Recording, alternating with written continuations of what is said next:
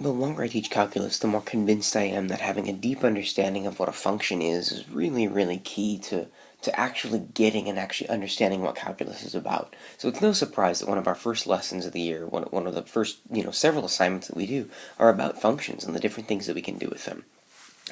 So a lot of this stuff is hopefully stuff you guys have heard before, and if it isn't, then this is big, this is important. It doesn't feel like it, but it is. So first, the thing that you've, I hope, heard before. A function is essentially a rule that assigns at most one output value to each input value. So functions are all about input and output, right? So the key is that basically, if you have an input value, you're going to have at most one output value.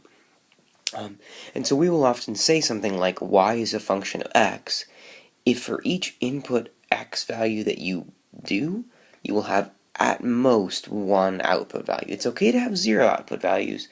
What's not okay is it's not okay if when you input some x value, you get back 2 or 3 or 17 y values, right? So the key idea is each input value has at most one output value.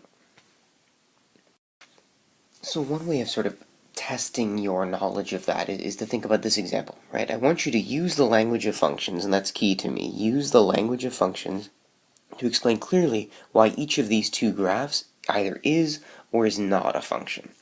And when I say use the language of functions does not mean the vertical line test, right? Because, I mean, on the one hand, it's good if you can tell me that this is a function and this is not, because of, quote, the vertical line test. The problem is that the vertical line test doesn't tell me that you actually understand anything about what it means to be a function, right? The reason that the left one is a function is that, you can actually read this function, right? You can read what happens when I plug in 2. Well, the output is that one value right there. It's about -1.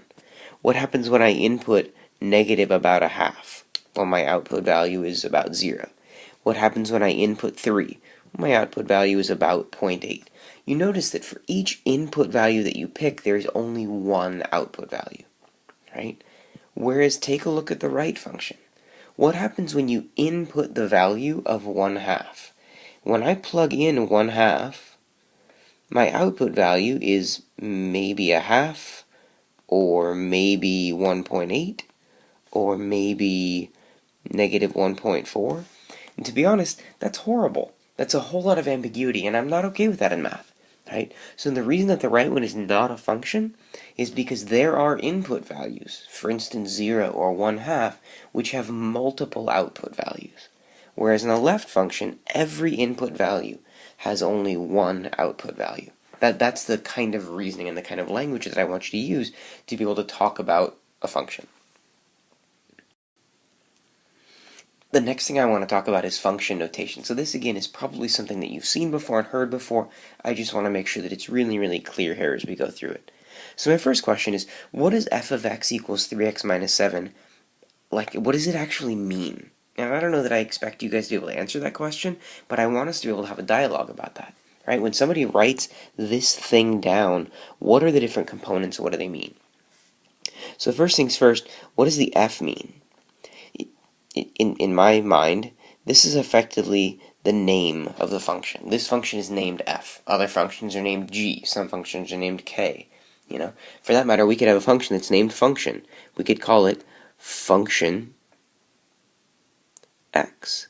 Lots of times we put a single letter there, but if you want to, there's no reason you can't put a word there, right? So the first thing is effectively the name of the function. The next thing here is effectively the input. So this is effectively telling us that you are inputting x, and then everything that comes on the other side of the function is sort of the rule that defines the output. So this is the rule for the output. So what does this mean? Well, it means I've got a function named f. I'm going to be inputting things called x, and the thing that I'll get out is this thing called 3x minus 7, right? So what does f of 10 equals 23 mean? In some sense, it means the same thing. It means that there's a function named f, and it means that if my input is 10, then the output will be 23. And I hope that's clear. This should be obvious. But this is a big reason why I like this notation better than the y equals notation. Right? If I had said up top, if I had said y equals 3x minus 7, and then I plugged in 10, I got y equals, 30 minus 7, and then I got y equals 23. Y equals 23 says, hey everybody, y is 23. If I had said, what is x, you'd have to remember what you did before. The thing that I love about this notation is it's really compact, right? It has the input value and the output value built into it, right? When somebody says to you that f of 3 equals 2, you can tell that the person input 3 and you got an output of 2. Now there is another thing this means, right? This also means that when I get around to graphing this function, there will be a point at 10, 23. There will be a point where the x value is 10 and the y value is 23. Similarly for this statement down here, this means that when I get to my graph, there will be a point at 3, 2. And this sort of goes back and forth, right? When you see a graph that has this as a point, it means this is true about the function. When you see this statement about the function, it means that there's a point that's associated with that. Now, for the last component of this video, I kind of want to ask a question like, so what can we do with functions? And the answer is tons of stuff. We can add, subtract, multiply, divide. We can compose functions, which means doing stuff like f of g of x. We can factor functions, we can solve functions, we can do all kinds of things with functions.